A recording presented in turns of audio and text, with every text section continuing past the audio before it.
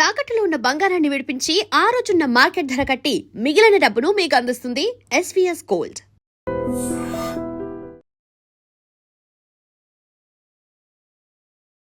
Baby Punarvika SMA type 1 rare డిసీజ్తో ఇబ్బంది పడుతున్నారు. 16 కోట్ల ఇంజెక్షన్ అవసరమని చెప్తూ ఉన్నారు.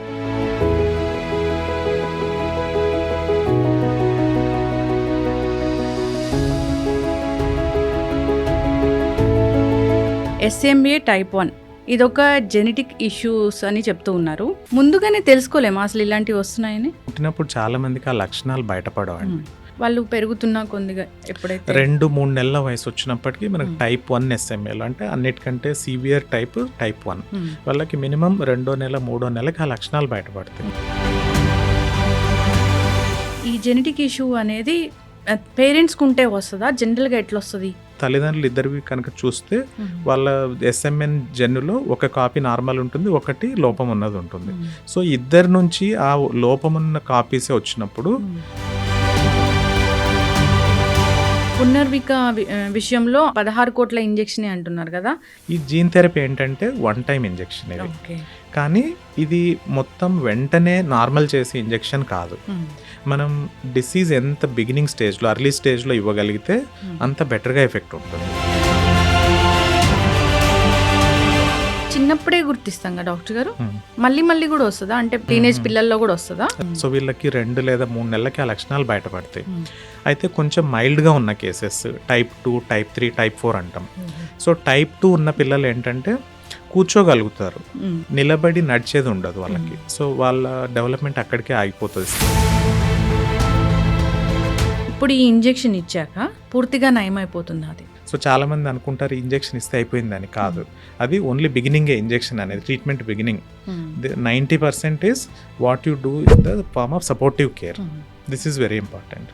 పుట్టినప్పుడు బేబీస్ సరిగా లేరు, లేకపోతే న్యూనటల్ కేర్లో ఉండాల్సి వచ్చింది, చాలా వెయిట్ తక్కువ పుట్టిన బేబీస్, అలాంటి వాళ్ళలో కూడా ఇది వచ్చే అవకాశం ఉంటుందని మనం ఎక్స్పెక్ట్ చేయొచ్చా? ఇది ఆల్రెడీ గర్భంలో ఉన్నప్పుడే ఆ జన్యులోపం ఉంటుంది. అది అయితే లక్షణాలు బయటపడవు మనకి. చాలా అరుదుగా టైప్ 0 SMA అంటాం. Welcome to iDream Media. Baby Punarvika SMA type 1 rare డిసీజ్తో ఇబ్బంది పడుతున్నారు. 16 కోట్ల ఇంజెక్షన్ అవసరమని చెప్తూ ఉన్నారు. అయితే అసలు ఏంటి డిసీజ్, ఎందుకు వస్తుంది, జాగ్రత్తలు ఏం తీసుకోవాలి, ట్రీట్మెంట్ అంటే ఏముంది, ఈ 16 crores ఇంజెక్షన్ అయినా ఇంకా అదర్ ఆప్షన్స్ ఏమైనా ఉన్నాయా? ఈ రేర్ డిసీజెస్ని ట్రీట్ చేయడంలో ఈ తెలుగు స్టేట్స్లో ఉన్న ఏకైక డాక్టర్ ప్రముఖ paediatric neuro physician doctor Ramesh Konanki ఉన్నారు ఫ్రమ్ రెయిన్బో చిల్డ్రన్ హాస్పిటల్. వారిని అడిగి పూర్తి వివరాలు తెలుసుకుందాం. డాక్టర్ గారు నమస్తే అండి. నమస్తే డాక్టర్ గారు, SMA టైప్ 1 ఇదొక జెనెటిక్ ఇష్యూస్ అని చెప్తూ ఉన్నారు.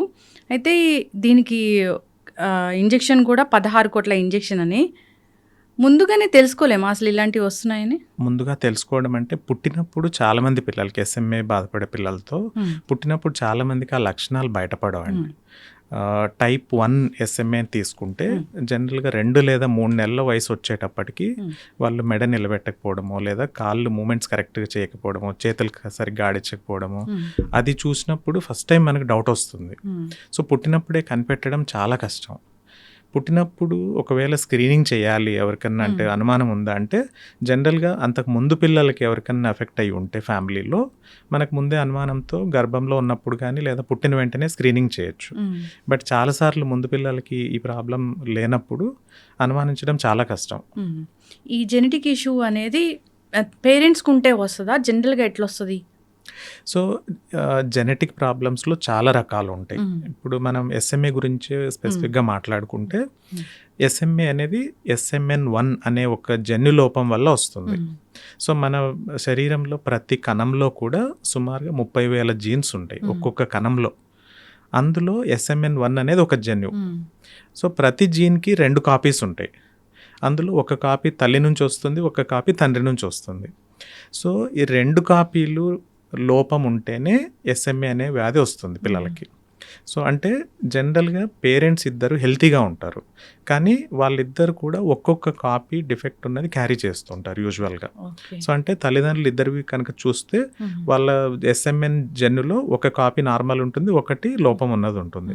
సో ఇద్దరి నుంచి ఆ లోపం ఉన్న కాపీసే వచ్చినప్పుడు పిల్లలకి 2 డిఫెక్ట్ ఉన్న కాపీస్ వస్తాయి ఆ జీన్.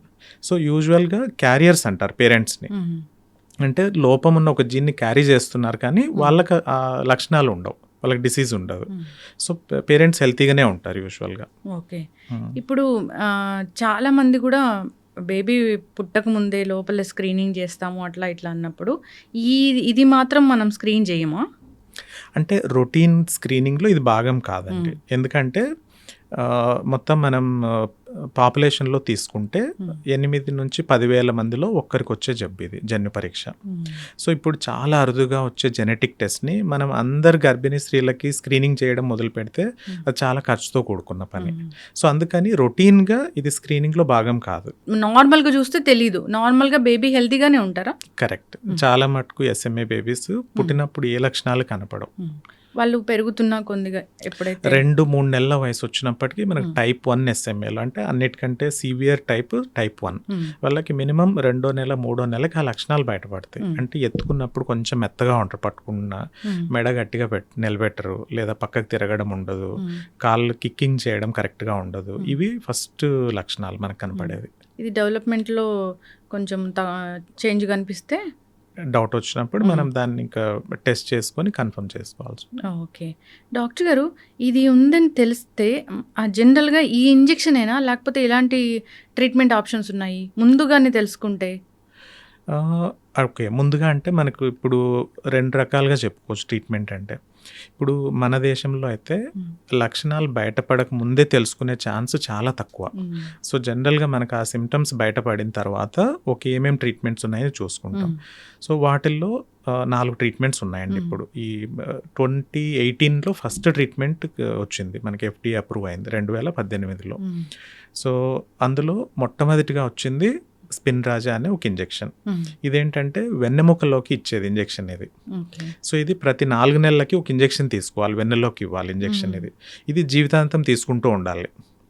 దాని తర్వాత 2వ మెడిసిన్ వచ్చింది జోల్జెనెస్మా, అది జీన్ థెరపీ అనేది. ఇప్పుడు మీరు చెప్పిన బేబీకి వాళ్ళు క్రౌడ్ ఫండింగ్ అది చేయడం ఈ ఇంజెక్షన్ కోసమే చేస్తున్నారు.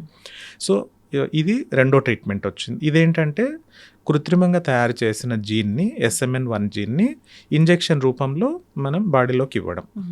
So this is like gene replacement. ఏదైతే డిఫెక్ట్ ఉన్న జీన్ ఉందో దాన్ని కృత్రిమంగా తయారు చేసిన నార్మల్ జీన్తో రీప్లేస్ చేయడం. మూడోది రెస్టిప్లామ్ అనే పౌడర్. సో ఇది పౌడర్ రూపంలో వస్తుంది, దాన్ని సిరప్ లాగా చేసి మనం రోజు ఇవ్వాలి. ఇది కూడా లైఫ్ లాంగ్ తీసుకునే ట్రీట్మెంట్.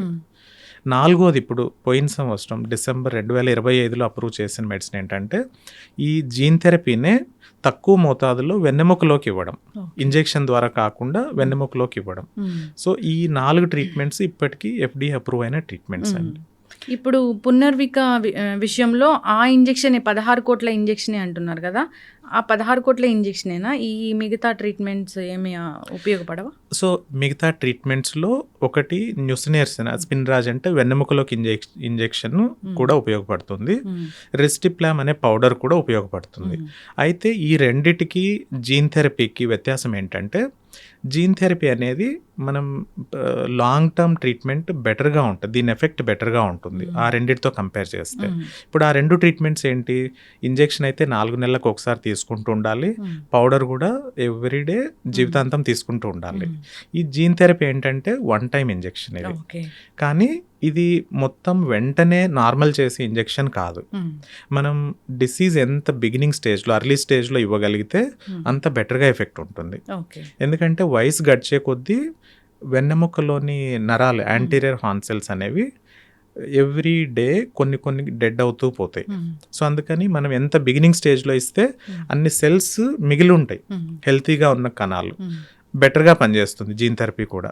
సో అందుకనే ఈ జోల్జెనెస్మా లేదా జీన్ థెరపీ అనేది 2 సంవత్సరాల్లో పిల్లలకి మాత్రమే అప్రూవ్ చేయబడింది. అంటే ట్రయల్స్లో కూడా మనకి తెలిసింది 2 years వరకు. ఇప్పుడు నేను లేటెస్ట్ ఇంజెక్షన్ అని వెన్నెముకలోకి జీన్ థెరపీ అని చెప్పాను కదా, అది 2 నుంచి 18 సంవత్సరాల పిల్లలకి అప్రూవ్ చేస్తున్నారు. 2 to 18 years age group. But ఇది ఈ జబ్బు అనేది SMA type 1 ఇష్యూ అనేది చిన్నప్పుడే గుర్తిస్తాం కదా డాక్టర్ గారు, మళ్ళీ మళ్ళీ కూడా వస్తుందా? అంటే పెద్దవాళ్ళలో కూడా చూస్తామా? ఇప్పుడు టీనేజ్ బేబీస్లో కూడా, టీనేజ్ పిల్లల్లో కూడా వస్తుందా? రావచ్చు అండి. ఇప్పుడు ఈ బేబీకి మీరు అడిగిన బేబీ type 1 అంటాం. సో వీళ్ళకి 2 లేదా 3 నెలలకి ఆ లక్షణాలు బయటపడతాయి. అయితే కొంచెం మైల్డ్గా ఉన్న కేసెస్ type 2, type 3, type 4 అంటాం. సో type 2 ఉన్న పిల్లలు ఏంటంటే కూర్చోగలుగుతారు, 8 నెలలకు 9 నెలలకు కూర్చోగలుగుతారు మిగతా పిల్లల మాదిరి, కానీ నిలబడి నడిచేది ఉండదు వాళ్ళకి. సో వాళ్ళ డెవలప్మెంట్ అక్కడికే ఆగిపోతుంది, సిట్టింగ్ స్టేజ్ వరకే, సిట్టర్స్ అంటాం వీళ్ళని. type 3 పిల్లలు నడక వస్తుంది కానీ మనలాగా నడవరు. సో వాళ్ళు నడిచినప్పుడు కొంచెం ఊగుతూ ఉంటారు, లేదా మెట్లు ఎక్కడానికి సపోర్ట్ తీసుకుని ఎక్కాల్సి వస్తుంది, నేల మీద కూర్చొని లేవాలంటే ఇబ్బందిగా లేస్తారు. ఇవి ఉంటాయి type 3. ఇవి జనరల్గా 3 నుంచి 10-20 సంవత్సరాల వరకు ఎప్పుడైనా బయటపడవచ్చు type 3 అనేది. type 4 జనరల్గా అడల్ట్స్లో కూడా వస్తుంది, 30-40 సంవత్సరాల్లో కూడా బయటపడవచ్చు అవి. సో ఇవన్నీ మైల్డ్ ఉంటాయి, ఎంత లైఫ్లో ఎంత అర్లీగా సిమ్టమ్స్ కనపడితే అంత సివియర్ టైప్ అంటాం జనరల్గా. ఏదైనా డెవలప్మెంటల్ డిఫికల్టీస్ ఉంటాయి ఈ SMA type 1లో. మూమెంట్స్, మజిల్ మూమెంట్స్ కరెక్ట్గా ఉంటాయి, పట్టుకుంటే చాలా మెత్తగా ఉంటారు, మెత్తగా ఉంటారు, మజిల్స్ వీక్ ఉండడం వల్ల. ఇప్పుడు ఈ ఇంజెక్షన్ 16 కోట్లు అంటున్నారు కదా, 16 కోట్లు ఎందుకు అంత కాస్ట్? అంటే ఇప్పుడు మనం సైంటిఫిక్ అడ్వాన్సెస్ మెడిసిన్లో కనుక చూసుకుంటే లాస్ట్ 100-200 సంవత్సరాల్లో చాలా అడ్వాన్సెస్ వచ్చాయి. మనకి బేసిక్ థింగ్స్, యాంటీబయాటిక్స్ తీసుకోండి. యాంటీబయాటిక్స్ తయారు చేయడం చాలా సింపుల్. ఒక ఫంగస్ నుంచో బ్యాక్టీరియా నుంచో ఒక మాలిక్యూల్ తీసుకొని దాన్ని యాంటీబయాటిక్గా డెవలప్ చేస్తారు. కానీ ఇప్పుడు సైంటిఫిక్ అడ్వాన్సెస్ అన్నిట్లో జీన్ థెరపీ అనేది మోస్ట్ అడ్వాన్స్ ట్రీట్మెంట్. ఎందుకంటే మనము ట్రీట్మెంట్ ఎక్కడ చేస్తున్నాం, కణాల్లో జీన్కి ట్రీట్మెంట్ చేస్తున్నాం, జీన్ రీప్లేస్మెంట్ చేస్తున్నాం. అంటే ఇచ్చిన మెడిసిన్ ఆ స్పెసిఫిక్గా ఆ టార్గెట్ కణాల్లోకి వెళ్ళి, సెల్స్లోకి వెళ్ళి అక్కడ పనిచేయాలి. సో వీటన్నిటికీ ఇది అంటే one of the cutting edge technology అని చెప్పొచ్చు, లేదా మెడికల్ సైన్స్లో one of the very advance treatments gene therapy అనేది. And this is going to be the future for many genetic diseases. So ఇవన్నీ కూడా సుమారుగా లాస్ట్ 10-15 సంవత్సరాల్లోనే చాలా జీన్ థెరపీస్ అప్రూవ్ అయ్యాయి మిగతా జెనెటిక్ డిసీజెస్కి కూడా. సుమారుగా 80 నుంచి 100 కండిషన్స్కి ఇప్పుడు జీన్ థెరపీ అనేది ఉంది. సో వీటిని డెవలప్ చేయడానికి కావాల్సిన టెక్నాలజీస్ కానీ ఫెసిలిటీస్ కానీ చాలా అడ్వాన్స్డ్ ఉంటాయి. So companies they will invest billions of dollars to develop these technologies. And దానికి కావాల్సిన మ్యాన్ పవర్ అంటే హ్యూమన్ రిసోర్సెస్ కూడా they need to be highest level. So company spend lot of money on that research it self. So అందువల్ల ఇవన్నీ అంటే unfortunately the cost is so high. మన ఇండియాలో లేవు. ఇండియాలో ప్రస్తుతానికైతే ఎక్కడ జీన్ థెరపీ ఏ కంపెనీ కూడా ఇంకా తయారు చేయలేదు ఈ కండిషన్కి. డాక్టర్ గారు, ఇప్పుడు ఇండియాలో 1-2-3 డాక్టర్లలో మీరు ఒకళ్ళు, అంటే ఈ ఇంజెక్షన్స్ ఇవ్వడంలో, ఇలాంటి అరుదైన కేసెస్ డీల్ చేయడంలో, ఇప్పుడు ఈ ఇంజెక్షన్ ఇచ్చాక అసలు జాగ్రత్తలు ఏం తీసుకోవాలి, పూర్తిగా నయమైపోతుంది అది? సో చాలామంది అంటే కామన్ పీపుల్కి అంటే పబ్లిక్ ఒక పర్సెప్షన్ ఏంటంటే ఇది జీన్ రీప్లేస్ చేస్తున్నాం కదా, ఇది ఒకసారి ఇస్తే మొత్తం నయమైపోతుంది అని. కానీ అది అపోహ. సో ఇంతకుముందు చెప్పినట్లు మనం డిసీజ్ ఎంత అర్లీ స్టేజ్లో మనం ట్రీట్మెంట్ తీసుకుంటే అంత ఇంప్రూవ్మెంట్ ఉంటుంది. అంటే సపోజ్ 2వ నెలలో మనకి SMA ఉందని తెలిసింది అనుకోండి, 2వ నెలలో ఇంజెక్షన్ ఇస్తే బెస్ట్ ఇంప్రూవ్మెంట్ ఉంటుంది. ఇప్పుడు వెస్ట్రన్ కంట్రీస్లో, యూఎస్లో కానీ యూరోపియన్ కంట్రీస్లో ఏం చేస్తున్నారంటే వాళ్ళకి రిసోర్సెస్ కుదవలేదు, డబ్బులు కుదవలేదు, కంపెనీ అంటే గవర్నమెంట్ కెన్ స్పెండ్ మనీ కదా. సో పుట్టిన వెంటనే పిల్లలు స్క్రీనింగ్ చేస్తారు SMA ఉందా లేదా అని. సపోజ్ మనకు 1-10 రోజుల్లో రిపోర్ట్ వచ్చేస్తుంది పుట్టిన పిల్లలకి స్క్రీనింగ్ చేస్తే. వాళ్ళకి SMA ఉందని తేలితే 1 నెల లోపలే వాళ్ళకి ఇంజెక్షన్ ఇచ్చేస్తారు, జీన్ థెరపీ ఇంజెక్షన్. అప్పుడేంటి, నర్వ్ సెల్స్ ఉదాహరణకి 100% నర్వ్ సెల్స్ అంటే మేబీ ఒక 95% ఇంటాక్ట్ ఉంటాయి, హెల్తీగా ఉంటాయి, ఒక 5% వీక్ అయిపోయి ఉంటాయి. సో ఆ స్టేజ్లో ఇస్తే దే హ్యావ్ బెస్ట్ రిజల్ట్స్. అంటే అప్పుడు కనుక సిమ్టమ్స్ బయటపడక ముందే కనుక ఇంజెక్షన్ తీసుకుంటే వాళ్ళు ఆల్మోస్ట్ నార్మల్ పిల్లల్లాగానే వాళ్ళ డెవలప్మెంట్ ఉంటుంది. సో మనకేంటంటే చాలా మంది పిల్లల వీక్నెస్ స్టార్ట్ అయిన తర్వాతే డిసీజ్ కన్ఫర్మ్ అవుతుంది, ఇది డయాగ్నోసిస్ అవుతుంది. సో అప్పటికి ఇంజెక్షన్ ఇచ్చేటప్పటికి ఎంత మైల్డ్గా ఉంటే, అంటే డిసీజ్ తీవ్రత ఎంత తక్కువగా ఉంటే అంత బెనిఫిట్ ఉంటుంది. ఎంత సివియర్గా ఉంటే రికవరీ కూడా అంత టైం తీసుకుంటుంది, అంత స్లోగా ఉంటుంది, అంత మనం 100% ఇంప్రూవ్మెంట్ ఎక్స్పెక్ట్ చేయలేం. సో జీన్ థెరపీ ఇచ్చిన తర్వాత కూడా చాలా ఇంపార్టెంట్ ఏంటంటే, ఇప్పుడు ఏ ట్రీట్మెంట్ అయినా ఏవో ఒక సైడ్ ఎఫెక్ట్స్ ఉంటాయి. సో జీన్ థెరపీ తీసుకున్న పిల్లల్లో లివర్ సైడ్ ఎఫెక్ట్స్ వచ్చే ఛాన్స్ ఉంటుంది, ప్లేట్లెట్ కణాలు తగ్గే ఛాన్స్ ఉంటుంది.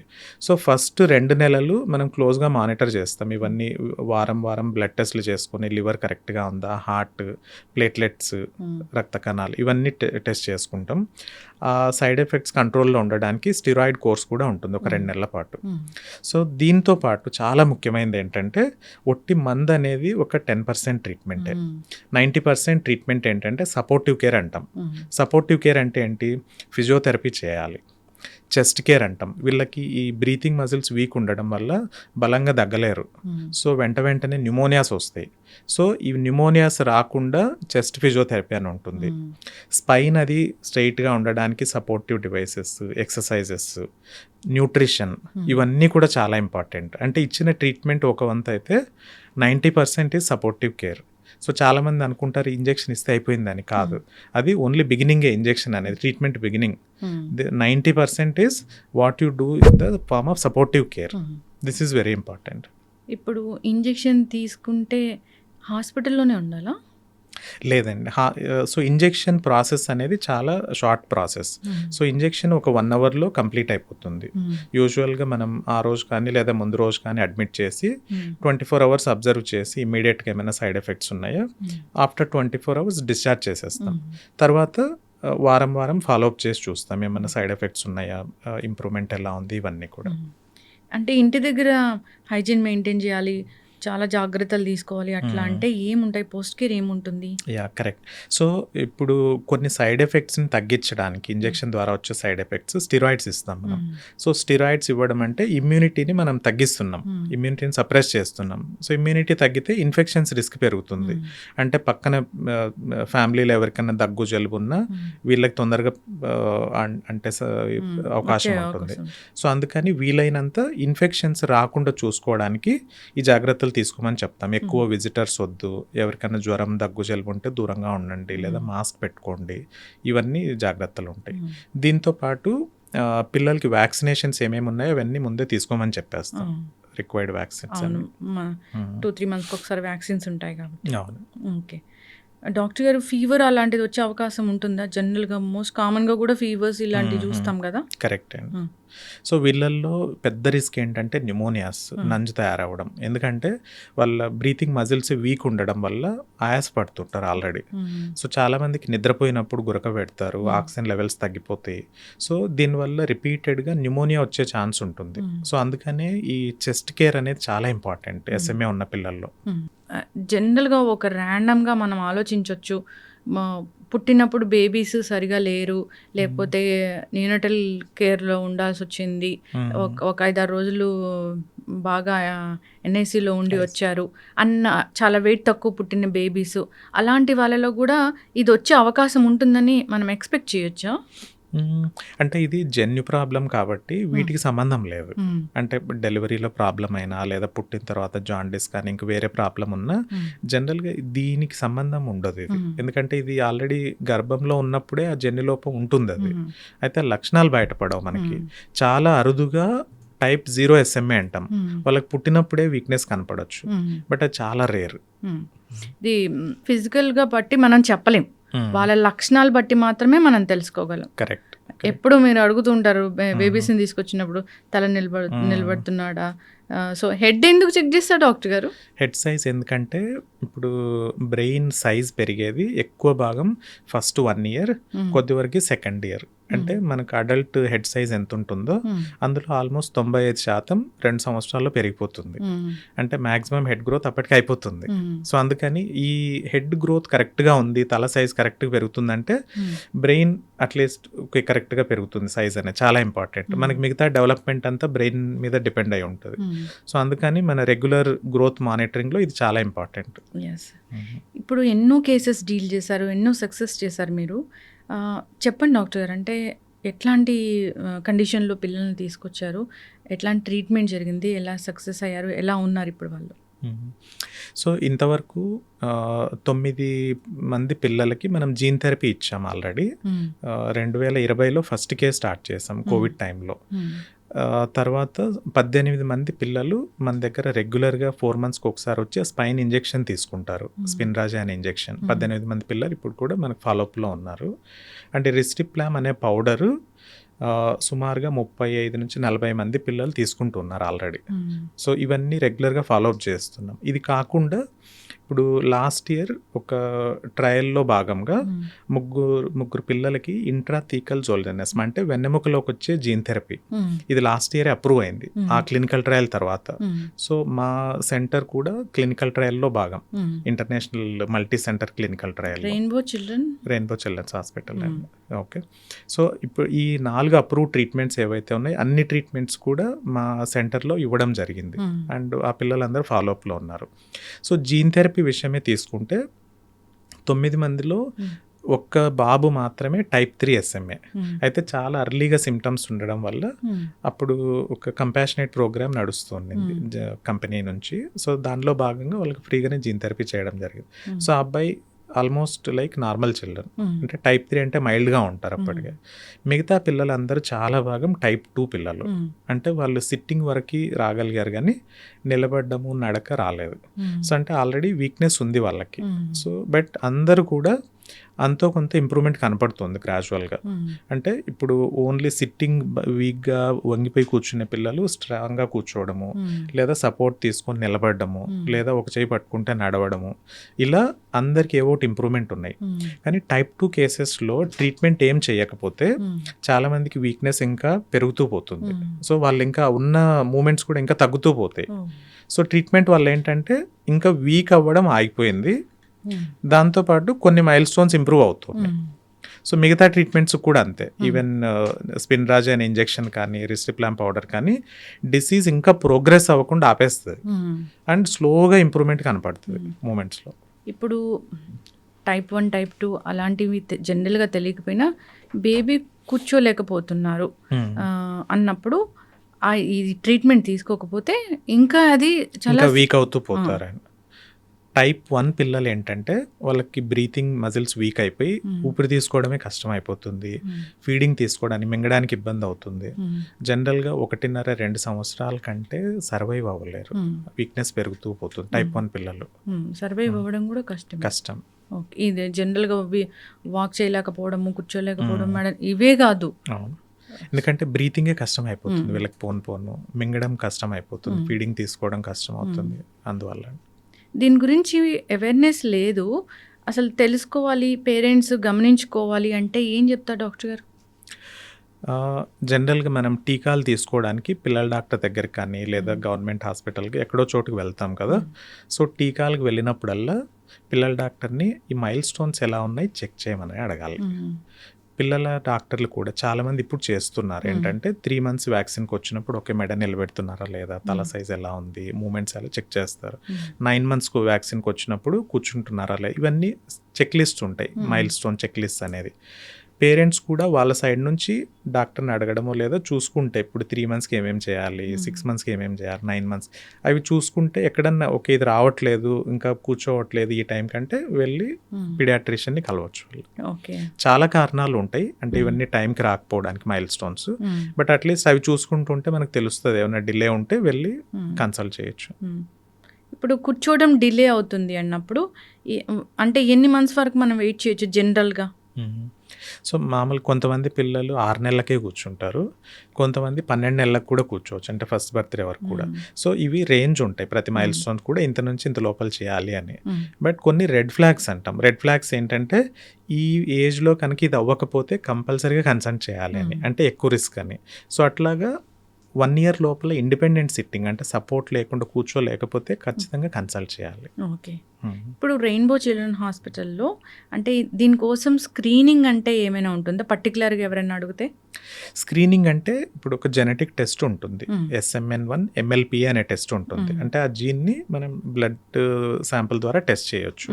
సో ఒకవేళ జనరల్గా ఇది ఎప్పుడు చేస్తారంటే, ఇప్పుడు ఇది ట్రీట్మెంట్ ఉంది, ఇది సివియర్ డిసీజ్ అని చాలా మందికి అవేర్నెస్ వచ్చింది, అట్లీస్ట్ అర్బన్ ఏరియాస్లో. సో అందుకు ప్రాస్పెక్టివ్ పేరెంట్స్, అంటే ఇప్పుడు ప్రెగ్నెన్సీ ప్లాన్ చేసుకుంటున్న కపుల్స్ ఉన్నారు కదా, వాళ్ళు గైనకాలజిస్ట్ దగ్గరికి వచ్చినప్పుడు లేదా మమ్మల్ని కలిసినప్పుడు లేదా జెనెటిక్ డాక్టర్ని కలిసినప్పుడు మిగతా టెస్ట్లలో భాగంగా ఇది కూడా బ్లడ్ టెస్ట్ చేసుకోమని చెప్తున్నాం. సో ఒకవేళ వాళ్ళిద్దరు క్యారియర్స్ అయితే పిల్లలకి రిస్క్ ఉంటుంది, కాకపోతే రిస్క్ ఉండదు. సో అది ముందే టెస్ట్ చేసుకోవచ్చు. ఓకే, అంటే పేరెంట్స్ టెస్ట్ చేసుకోవచ్చు. ఎలాంటి జెనెటిక్ డిజార్డర్స్ అయినా బయటపడతాయి డాక్టర్ గారు దాంట్లో? అంటే ఇప్పుడు జెనెటిక్ ఇంతకుముందు మీకు చెప్పాను చూసారు, ఒక్కొక్క కణంలో మనకు 30,000 జీన్స్ ఉంటాయని. సో వేల కొద్ది జెనెటిక్ డిసీజెస్ ఉన్నాయి. అంటే మన ఫ్యామిలీ హిస్టరీని బట్టి లేదా మేనరికాల, లేకపోతే ఇంతకుముందు పిల్లలు ఎవరికైనా ఎఫెక్ట్ అయ్యిందా, ఫ్యామిలీలో ఏమైనా జెనెటిక్ ప్రాబ్లమ్స్ ఉన్నాయా, ఈ హిస్టరీని బట్టి ఒకవేళ ఫ్యామిలీలో ఏమైనా హిస్టరీ ఉంది జెనెటిక్ ప్రాబ్లమ్స్ అంటే మొత్తం అన్ని జీన్స్కి టెస్ట్ చేసుకునే అవకాశం కూడా ఉంది. బట్ ఆబ్వియస్గా మనం ఎక్కువ జీన్స్ చెక్ చేసే కొద్దీ కాస్ట్ పెరుగుతూ పోతుంది. సో ఎంతవరకు రీజనబుల్ అనేది ఏదైనా జెనెటిక్ డాక్టర్ని కలవచ్చు ముందే, పేరెంట్స్ అంటే ముందు ప్రెగ్నెన్సీ ప్లాన్ చేసుకునే ముందు ఒకవేళ స్క్రీన్ చేసుకోవాలంటే. సో ఆ ఫెసిలిటీస్ అయితే ఉన్నాయి, టెస్ట్లు అవైలబుల్ ఉన్నాయి మనకు హైదరాబాద్లోనే. బట్ ఎంతవరకు టెస్ట్ చేయాలనేది క్వశ్చన్. ఇప్పుడు దీని మీద అవేర్నెస్ వచ్చింది కాబట్టి చాలా మంది కూడా టెస్ట్ చేయించుకుంటే మంచిది. ఒకవేళ వెంటనే తెలిసిపోయింది ఆ లోపం ఉంది అన్నప్పుడు మీరు అన్నట్లు రకరకాల ట్రీట్మెంట్స్ ఆప్షన్కి వెళ్ళొచ్చు మనం. కరెక్ట్ అండి, కానీ అన్ని ఖర్చుతో కూడుకున్నవి SMAకి అయితే. ఎస్, చక్కగా చెప్పారు డాక్టర్ గారు. డెవలప్మెంటల్ చేంజెస్ లేదంటే మైల్ స్టోన్లో కొంచెం చేంజెస్ కనిపించినా డాక్టర్ని సంప్రదించాల్సిందే. ఈ న్యూరో ఇష్యూస్ అనేవి పిల్లల్లో అంత తొందరగా అంటే మనం తెలుసుకోలేము. ఇప్పుడు మీరు అన్నట్లుగానే మెడ నిలబెట్టలేకపోతే నెక్స్ట్ మంత్ వస్తుందేమో, కానీ అవేర్నెస్ అనేది ఉండాలి. అసలు ఒక న్యూరో ఫిజిషియన్ని ఎప్పుడు కలవాలి? అంటే బ్రెయిన్ కానీ నరాలకు సంబంధించిన జబ్బులేమైనా, పిల్లల్ని అసలు ఎప్పుడు జనరల్ గా కూడా ఒకసారి తీసుకురావాలి అనేది ఉందా? అవసరం లేదండి. జనరల్ గా పీడియాట్రిషియన్స్ అంటే పిల్లల డాక్టర్లు వెల్ బేబీ విజిట్స్ అని ఉంటాయి. అంటే వ్యాక్సినేషన్స్కి వెళ్ళేవన్నీ వెల్ బేబీ విజిట్స్ కూడా. అంటే ఇప్పుడు నేను చెప్పినట్లు 9 నెలల వ్యాక్సిన్కి వెళ్ళారు లేదా 1 year వ్యాక్సిన్స్కి వెళ్ళినప్పుడు వ్యాక్సినేషన్తో పాటు వాళ్ళ డెవలప్మెంట్ చెక్ చేయడం కూడా అందులో భాగం. So most of the times ఆ స్క్రీనింగ్ పీడియాట్రిషియన్ లెవెల్లో అయిపోతుంది, అవ్వాలి కూడా. సో వెస్టర్న్ కంట్రీస్లో చూసుకుంటే వెల్ బేబీ విజిట్స్లో ఇదే అవుతుంది, వ్యాక్సినేషన్ డెవలప్మెంట్ సర్వేలెన్స్ అంటాం. ఇవి కరెక్ట్గా అయితే ఇబ్బంది ఏం లేదు. సో అక్కడ చెక్ చేసినప్పుడు పీడియాట్రిషియన్కి ఏమన్నా ఈ మైల్ స్టోన్స్ లేట్గా ఉన్నాయి అనిపిస్తే అప్పుడు వాళ్ళు రెఫర్ చేయొచ్చు పీడియాట్రిక్ న్యూరాలజిస్ట్కి. వెయిట్ పెరగకపోవడము ఈ SMAకి ఏమైనా సంబంధం ఉంటుందా? కొద్ది వరకు ఉంటుందండి. ఏంటంటే ఇప్పుడు SMA ఉన్న పిల్లలు, ఎస్పెషల్లీ type 1, type 2 పిల్లల్లో వాళ్ళకి మజిల్స్ వీక్నెస్ వల్ల ఫీడింగ్ కూడా ఇబ్బందిగా ఉంటుంది. అంటే ఫుడ్ నమలడానికి టైం తీసుకుంటారు, మింగడానికి కూడా ఇబ్బంది పడతారు. సో దానివల్ల ఏంటంటే న్యూట్రిషన్ వల్లది తక్కువే ఉంటుంది. సో వెయిట్ సరిగ్గా పెరగరు చాలామంది పిల్లలు. కానీ కొంతమంది ఓవర్ వెయిట్ కూడా అవుతారు, ఎందుకంటే ఫుడ్ అంటే ఎస్పెషల్లీ type 2 ఉన్న పిల్లలు. కొంతమంది స్వాలోయింగ్ అంతా కరెక్ట్గా ఉంటుంది కానీ ఎక్కువ మూమెంట్ లేకపోవడం వల్ల వెయిట్ పుటాన్ అయిపోతారు. సో 2 రకాల ప్రాబ్లమ్స్ ఉంటాయి వీళ్ళల్లో. బట్ చాలా మందిలో మీరు అడిగినట్లు వెయిట్ తక్కువనే ఉంటుంది చాలా మందికి, న్యూట్రిషన్ కరెక్ట్గా లేకపోవడం వల్ల. ఈ న్యూట్రిషన్ డెఫిషియన్సీ వల్ల కూడా ఈ నరాలకు సంబంధించిన ఏదైనా ఇష్యూస్ వస్తాయి డాక్టర్ గారు? అంటే SMA పిల్లలు అంటున్నారా, వీళ్ళలో న్యూట్రిషన్ కరెక్ట్గా లేకపోవడం వల్ల బోన్స్ వీక్గా ఉంటాయి. సో అందుకని వీళ్ళకి రెగ్యులర్గా విటమిన్ D సప్లిమెంట్ చేస్తాము, కాల్షియం సప్లిమెంట్ చేస్తాము, ఫిజియోథెరపీ అంటే ఈవెన్ వాళ్ళు సొంతంగా మూమెంట్స్ చేయకపోయినా ఎక్సర్సైజ్ ద్వారా కొంచెం ప్యాసివ్ మూమెంట్స్ అవుతూ ఉన్నా కూడా బోన్స్ స్ట్రాంగ్గా ఉంటాయి. సో ఇవి సపోర్టివ్ కేర్లో చాలా ఇంపార్టెంట్, ఇవి న్యూట్రిషన్ అండ్ ఫిజియోథెరపీ అనేవి. జనరల్గా కూడా పిల్లలకి D విటమిన్ రాస్తూ ఉంటారు డాక్టర్ గారు. అంటే అంత D విటమిన్ డెఫిషియన్సీ అనేది పిల్లల్లో ఉంటుందా? చాలా అండి. ఇప్పుడు అంటే కొన్ని పాపులేషన్ స్టడీస్‌లో, స్కూల్ స్టడీస్‌లో తేలింది ఏంటంటే సుమారుగా 70-80% పిల్లల్లో ఇప్పుడు కాలంలో విటమిన్ డి లోపం ఉంది. అడల్ట్స్‌లో కూడా అంతే. చాలా మందికి విటమిన్ డి డెఫిషియన్సీ ఉంటుంది. సో న్యూరో ఇష్యూస్ అనేవి ఏముంటాయి ఈ డెఫిషియన్సీ వల్ల? ఓకే. విటమిన్ డి బోన్స్‌కి, మజిల్స్‌కి చాలా ఇంపార్టెంట్. సో విటమిన్ డి లోపం ఉంటే కాల్షియం కూడా లోపం ఉంటుంది. సో మజిల్స్ వీక్ అవుతాయి. సో సివియర్ కేసెస్‌లో మేము వాకింగ్ కరెక్ట్‌గా లేకపోవడం, కింద కూర్చొని లేవడానికి ఇబ్బంది పడడం విటమిన్ డి డెఫిషియన్సీలో. ఇవి ఎస్పెషల్లీ కోవిడ్ టైంలో చాలా అబ్జర్వ్ చేసాం. అందరు ఇళ్లలోనే ఉండిపోయి సన్ ఎక్స్‌పోజర్ లేకపోవడం వల్ల అడోలసెంట్స్ అంటే 12-18 సంవత్సరాల మధ్యలో ఉన్న వాళ్ళలో చాలామంది అప్పుడు ఆ పాండమిక్ టైంలో సుమారుగా 30-40 మంది పిల్లల్ని చూసాం. ఇవే అంటే కాళ్ళల్లో నొప్పులు, కింద కూర్చొని లేవలేరు, మెట్లు ఎక్కలేరు, ఎందుకంటే severe vitamin D deficiency. So ఇది ఉంటుంది, మజిల్స్ మీద ఎఫెక్ట్ ఉంటుంది. నర్వస్ స్ట్రెంగ్తన్ అవ్వాలన్నా, న్యూరో సిస్టమ్ బాగుండాలన్నా అసలు ఎంత ఏజ్ వరకు డి విటమిన్ తీసుకోవాలి వాళ్ళు? అంటే రొటీన్గా సప్లిమెంటేషన్ అని చెప్పము. ఎవరికైనా సిమ్టమ్స్ ఉన్నాయి లేదా ఎక్కువ ఇండోర్స్ ఉంటారంటే వాళ్ళు సప్లిమెంట్ తీసుకోవాలి, సన్ ఎక్స్పోజర్ లేదు అన్నప్పుడు. ఎస్, చక్కగా చెప్పారు డాక్టర్ గారు. మీరు ఒక పెద్ద డాక్టరు, ఎన్నో కేసెస్ డీల్ చేశారు, ఎన్నో సక్సెస్ చేశారు, అన్నీ సక్సెసే. సో ఏదైనా కానీ ఇలాంటి అరుదైన వ్యాధులు ఉంటాయని వాటికి ట్రీట్మెంట్ చేయడం అంటే దేవుడు అంటే, డాక్టర్ అంటే దేవుడు అని అనుకోవాలి నిజంగా. సో ఈ పాప పునర్విక తను సేవ్ అవ్వాలి, లైఫ్ సేవ్ అవ్వాలని కోరుకుందాం డాక్టర్ గారు. ఎస్, మీ అంటే ఇండియాలో ఉన్న ఒక 4-5 డాక్టర్లో మీరు ఒకళ్ళు. ఇలాంటి 8-9 సెంటర్స్ ఉన్నాయి మొత్తం. ట్విన్ స్టేట్స్లో మన rainbow hospital is the only centre. అన్ని థెరపీస్ మనం ప్రొవైడ్ చేస్తున్నాం. అలాంటి ఇంజెక్షన్ కూడా ఇచ్చారు ఒకరిద్దరు పిల్లలకి, 9 మందికి ఆల్రెడీ. సో వాళ్ళ లైఫ్ సేవ్ అయింది, హ్యాపీగానే ఉన్నారు. ఎస్, పోస్ట్ కాంప్లికేషన్స్ ఏముంటాయో వాటి గురించి అవేర్నెస్ ఉంటే బాగుంటుంది. అంతేకాదు స్క్రీనింగ్ కూడా ఉంటే బాగుంటుంది డాక్టర్ గారు, ఇలాంటి ఇష్యూస్ రాకుండా. అవునండి, డెఫినెట్గా ఈ ట్రీట్మెంట్స్ వచ్చిన తర్వాత ఖచ్చితంగా అవేర్నెస్ పెరిగింది. అంటే సోషల్ మీడియా ద్వారా కానీ, ప్రింట్ ద్వారా కానీ చాలా మందికి అవేర్నెస్ వచ్చింది ఇప్పుడు. సో ఇంతకుముందు ఇప్పుడు మేమే అంటే నేను ఒక 10 సంవత్సరాల ముందు చూసిన SMA కేసెస్, అప్పట్లో ట్రీట్మెంట్స్ ఏం లేవు కాబట్టి ఓన్లీ ఫిజియోథెరపీ చేయండి, డైట్ ఇవి చూసుకోండి అని చెప్పి పంపించిన తర్వాత చాలా మంది వెనక్కి వచ్చేవాళ్ళు కాదు. తర్వాత ఈ ట్రీట్మెంట్స్ వచ్చాయని తెలిసిన తర్వాత 5-6 సంవత్సరాల గ్యాప్ తర్వాత మళ్ళీ రావడం స్టార్ట్ అయ్యారు. ఏంటంటే ఒక హోప్ వచ్చింది ట్రీట్మెంట్స్ వచ్చిన తర్వాత. సో మధ్యలో కంప్లీట్గా ఫాలోఅప్స్ మానేశారు చాలామంది ఫ్యామిలీస్, ఏం ట్రీట్మెంట్ లేదు, వెళ్ళినా ఏం లాభం అన్నట్లు. సో బట్ ఇప్పుడు అవేర్నెస్ ఖచ్చితంగా పెరిగిందండి. చాలామంది మళ్ళీ ట్రీట్మెంట్ తీసుకోవడానికి ప్రయత్నం చేస్తున్నారు, థెరపీస్ అవన్నీ స్టార్ట్ చేసుకుంటున్నారు. ఒక 10 years ముందు లేదు ట్రీట్మెంట్ దీనికి. 2018లో ఫస్ట్ ట్రీట్మెంట్ అప్రూవ్ అయింది, 2018లో. డాక్టర్ గారు, అంటే ఇలాంటివి వెరీ రేర్ డిసీజెస్, అంటే ఇలాంటి కోసం గవర్నమెంట్ నుంచి ఏం ఉండదు అసలు? గవర్నమెంట్స్ కూడా చాలా మట్టుకు ప్రయత్నం చేస్తున్నాయండి. ఇందులో ఉదాహరణకి చాలా ముఖ్యమైన నేషనల్ స్కీమ్ ఏంటంటే నేషనల్ రేర్ డిసీజ్ పాలసీ అని ఉంది. ఇందులో ఏంటంటే కొన్ని జెనెటిక్ డిసీజెస్, చాలా అరుదుగా వచ్చే జెనెటిక్ డిసీజెస్, రేర్ డిసీజెస్ అంటాం. సో అందులో కొన్ని గ్రూప్ ఆఫ్ డిసీజెస్ లిస్ట్ చేశారు ఆల్రెడీ. అందులో SMA కూడా ఒకటి రేర్ డిసీజెస్లో. సో ఈ రేర్ డిసీజ్ పాలసీలో భాగంగా ప్రతి చైల్డ్ లేదా పర్సన్ ఎవరికైతే రేర్ డిసీజ్ ఉందో 50 లక్షల వరకు ఫైనాన్షియల్ సపోర్ట్ సదుపాయం ఉందండి. అంటే అది వన్ టైం ట్రీట్మెంట్ కానీ, కొంతమందికి ట్రాన్స్ప్లాంట్స్ అవుతాయి genetic diseases, bone marrow transplant అని, లివర్ ట్రాన్స్ప్లాంట్ అని, లేదా ఏదైనా మెడిసిన్ తీసుకోవడానికి రెగ్యులర్గా వాళ్ళకి ఆ డిసీజ్కి సంబంధించి జెనెటిక్ డిసీజ్కి. సో 50 లక్షల వరకు నేషనల్ రేర్ డిసీజ్ పాలసీలో అవకాశం ఉంది ప్రతి ఒక్కరికి కూడా, ఈ రేర్ డిసీజ్ ఉన్న వాళ్ళకి.